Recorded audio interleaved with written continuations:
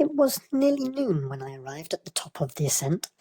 For some time I sat upon the rock that overlooks the sea of ice. Mist covered both that and the surrounding mountains. Presently a breeze dissipated the cloud, and I descended upon the glacier. From the side where I now stood, Montenvers was exactly opposite, at the distance of a league, and above that rose Mont Blanc in awful majesty. I remained in a recess of the rock, gazing on this wonderful and stupendous scene. The sea, or rather the vast river of ice, wound among its dependent mountains, whose aerial summits hung over its recesses. Their icy and glittering peaks shone in the sunlight over the clouds. My heart, which was before sorrowful, now swelled with something like joy. Mont Blanc yet gleams on high. The power is there, the still and solemn power of many sights, and many sounds, and much of life and death, in the calm darkness of the moonless nights. In the lone glare of day, the snows descend. Upon that mountain none beholds them there, nor when the flakes burn in the sinking sun, or the starbeams dart through them, winds contend. Silently there, and heap the snow with breath. Rapid and strong, but silently, its home. The voiceless lightning in these solitudes keeps innocently and vapour-like broods over the snow, the secret strength of things, which governs thought, and to the infinite dome of heaven is as a law inhabits them.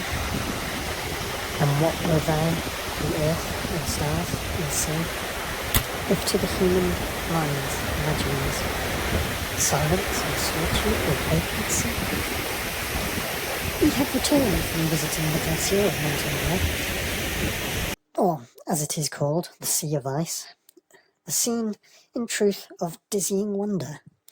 The path that winds to it along the side of a mountain, now clothed with pines, now intersected with snowy hollows, it's wide and steep.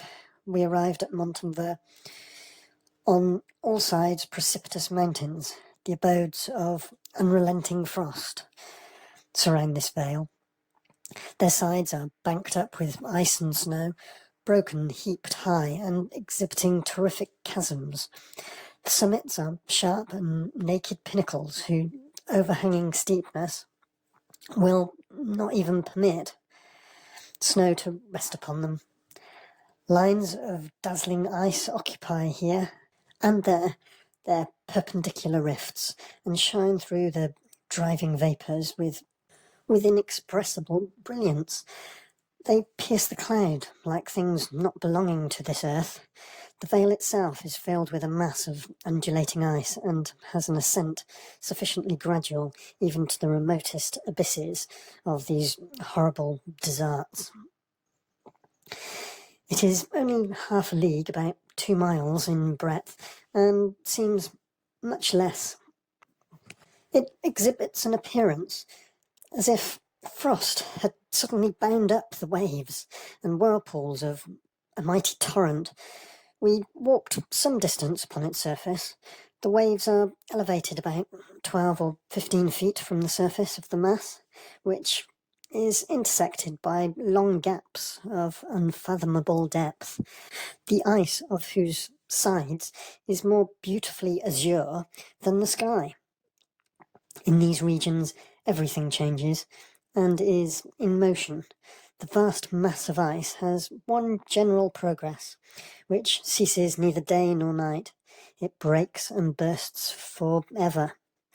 Some undulations sink while others rise. It is never the same. The echo of rocks, or of the ice and the snow, which fall from their overhanging precipices, or roll from their aerial summits, scarcely ceases for one moment.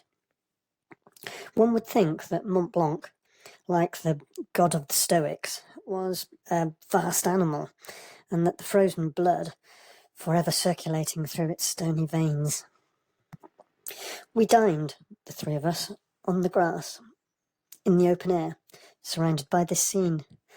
The air is piercing and clear. We returned down the mountain, sometimes encompassed by the driving vapours, sometimes cheered by the sunbeams.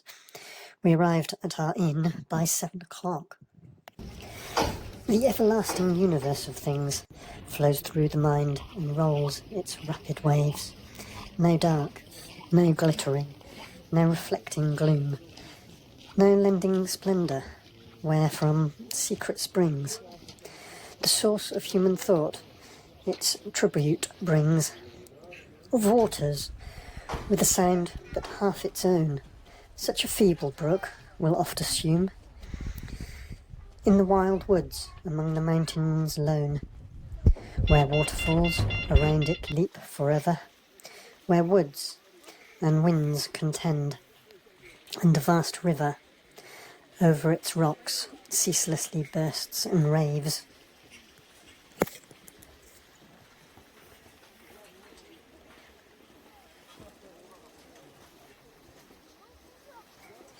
Some say that gleams of a remoter world visit the soul in sleep, that death is slumber, and that shapes the busy thoughts outnumber. Of those who wake and live, I look on high. Okay. Has some unknown omnipotence unfurled the veil of life and death, or do I lie and dream? And does the mightier world of sleep spread far around and inaccessibly its circles, for the very spirit fails, driven like a homeless cloud from steep to steep, that vanishes among the viewless gales, far, far above, piercing the infinite sky. Mont Blanc appears, still snowy and serene, its subject mountains, their unearthly forms, pile around it, ice and rock, broad vales between, of frozen floods, unfathomable depths, blue as the overhanging heavens that spread, and wind among the accumulated steeps, a desert peopled by the storms alone. Save the eagle brings some hunter's bone, and the wolf tracks her there. How hideously its shapes are heaped around, rude, bare, and high, ghastly and scarred and riven. Is this the scene where the old earthquake demon taught her young? Ruin? Were these their toys? Or did a sea of fire envelop once this silent snow? None can reply. All seems eternal now. The wilderness has a mysterious tongue which teaches awful doubt, or faith so mild, so solemn, so serene, that man may be, but for such faith, with nature reconciled. Thou hast a voice, great mountain, to repeal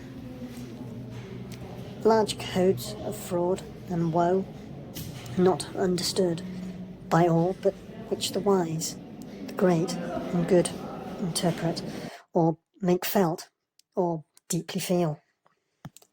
The fields, the lakes, the forests and the streams, ocean, and all the living things that dwell within the daedal earth, lightning and rain, earthquake and fiery flood and hurricane.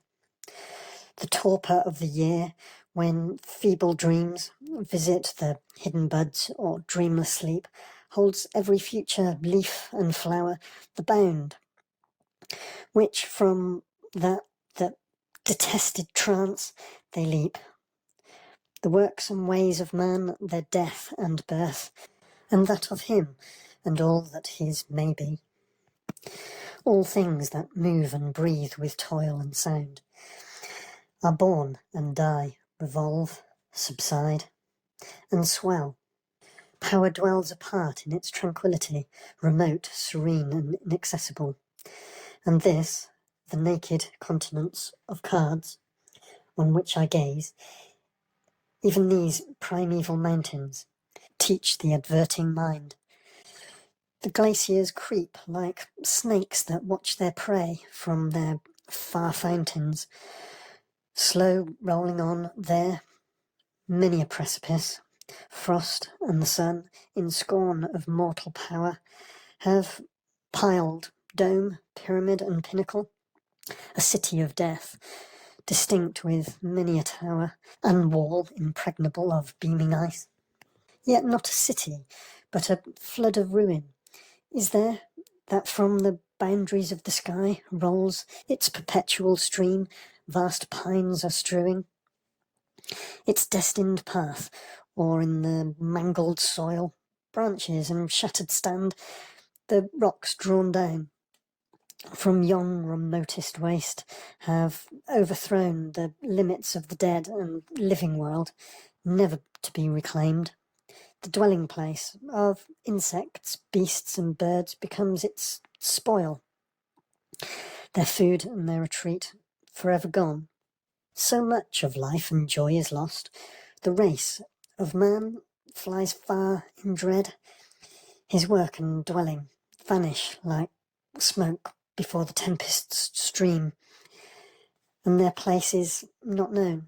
Below, vast caves shine in the rushing torrents, restless gleam, which from those secret chasms in tumult welling meet in the vale and one majestic river. The breadth and blood of distant lands forever rolls its loud waters to the ocean waves, breathes its swift vapours to the circling air.